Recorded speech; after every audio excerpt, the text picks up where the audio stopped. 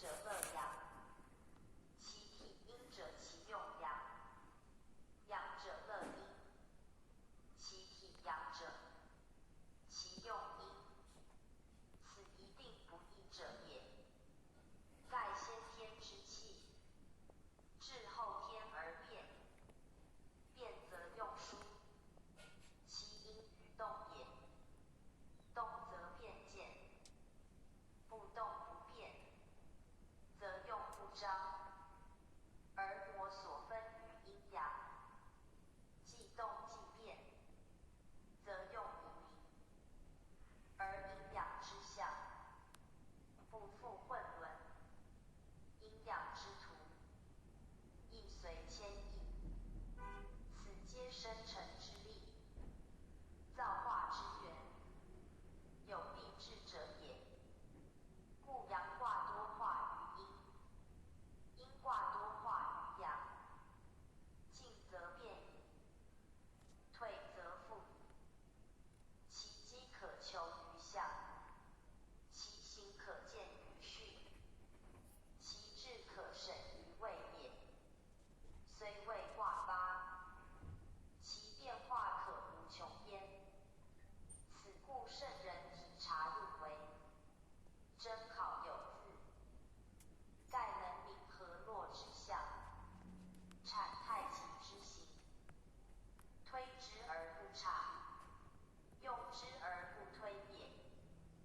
夫河洛之术，阴阳相对，奇偶相生，皆是物之所生化，气之所流行，而明天下之大本者也。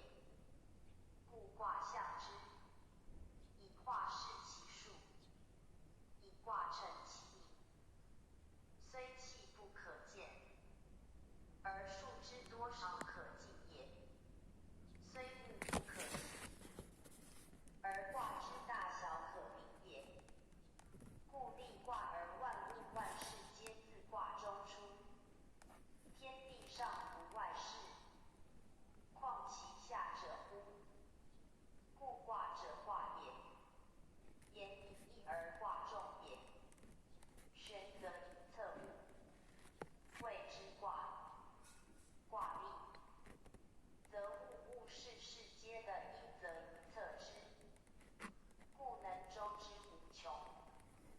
八卦之序，乾一，兑二，离三，震四，巽五，坎六，艮七，坤八。自干之震，自巽至坤，分位左右，而人成圆形，以二气之往来相续，循环博弈也。乾坤对列，六子成形，阴阳之有所属，而升降之有次也。故一二三四之序，乃谓次也。